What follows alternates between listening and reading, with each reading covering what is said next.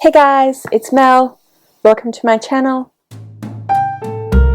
Welcome to Mel's end of grade 5-6 readathon video. In this video, I'll be showing you all the prizes that we'll be giving out to the children who completed the challenges for this readathon. I'm probably going to film this video in a couple of sessions because I actually want to show you the chart that I've been using to track how the children are going in the readathon. Unfortunately, I kind of left that at school, so I'll have to record that bit on another day. This video is going to go live on the same day that we actually have a little bit of a closing ceremony with the children and hand out those prizes. For privacy reasons, I really can't show you the kids getting those prizes, but I will quickly film at the end of that day, yet again, to tell you how the prizes were received and what we ended up with in terms of finishing the challenges and getting the readathon done. Anyway, for this particular part of this video, I now want to show you the prizes that I'm really excited about handing out to the children, and I really hope they like them as much as I do. So I kind of broke up the prizes into two different categories. There were 7 challenges that they needed to complete, and they could do that either of 2 ways.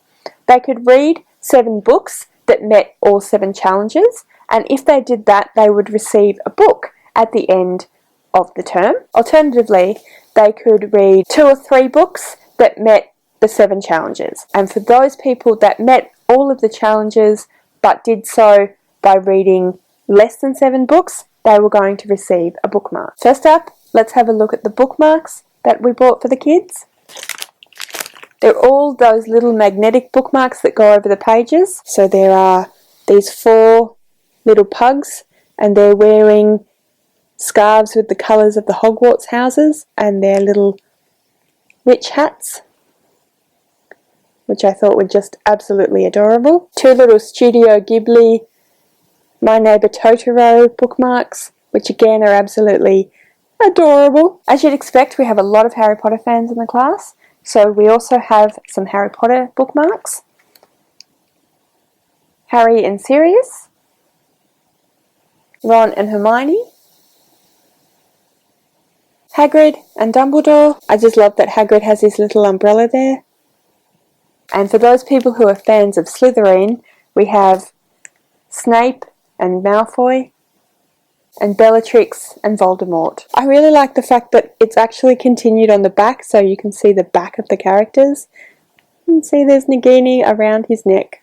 All of the bookmarks have that same effect. For something a bit different, we've also gone for Woody and Buzz from Toy Story. A lot of the kids in this class are big fans of Stranger Things, so I also got some of the Stranger Things characters. Quite a few of these bookmarks were made by the same person. So the other day we got a package with the Stranger Things and a few of the other bookmarks in there, and they also had these bookmarks.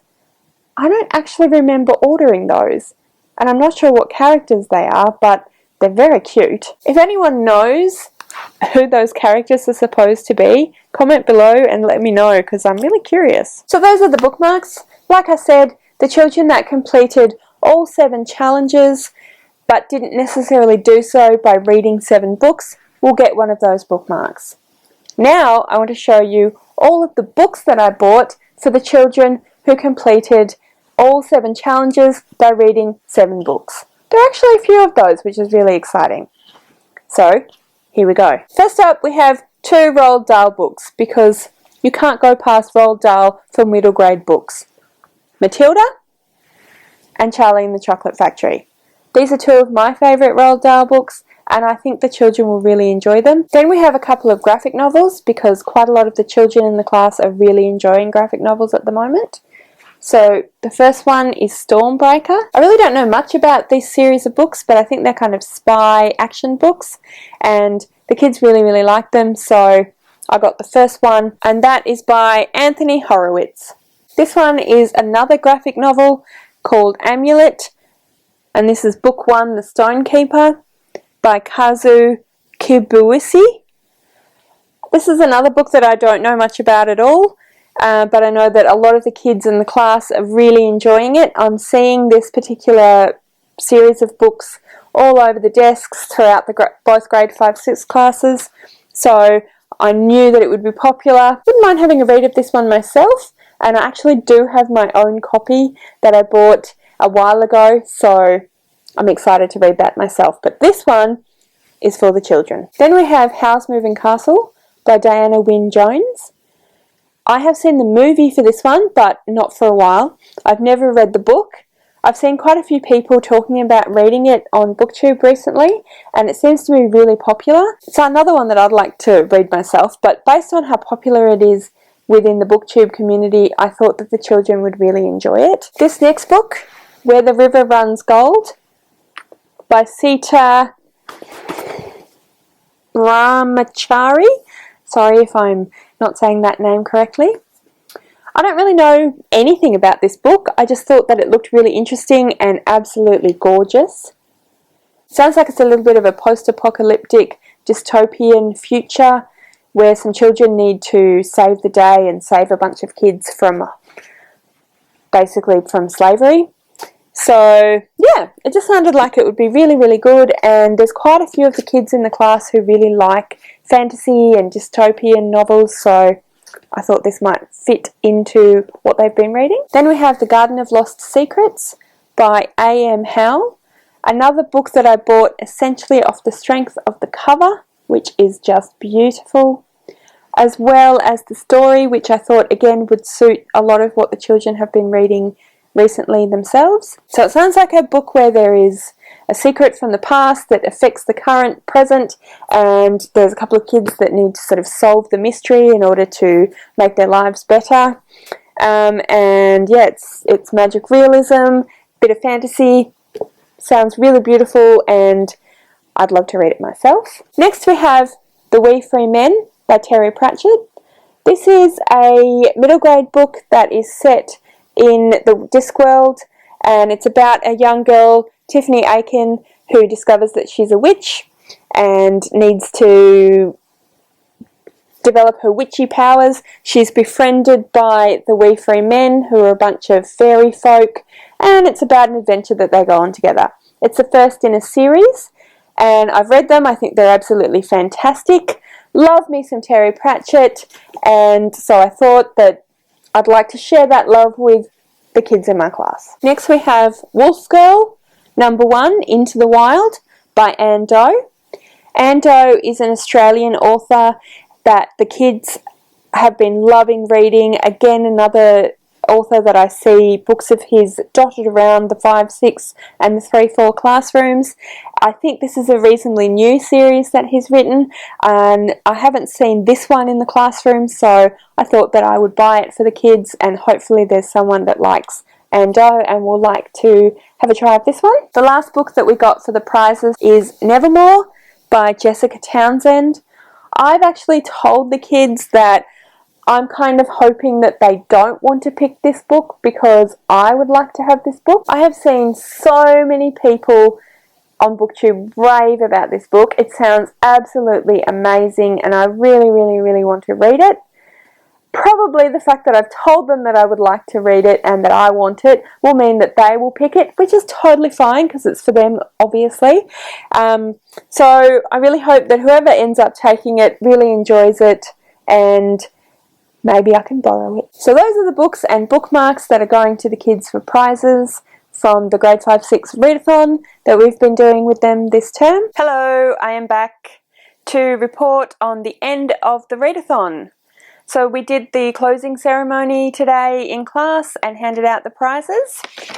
And I just want to show you our little charts so you can see how I've been tracking that. Unfortunately, they have ripped coming off the wall. So I'll show you my own, which is this one up the top. So as you can see, we had the challenges, challenge 1, 2, and so on, and then the names of each student in these rows. So of course the columns were the challenges. And this is mine.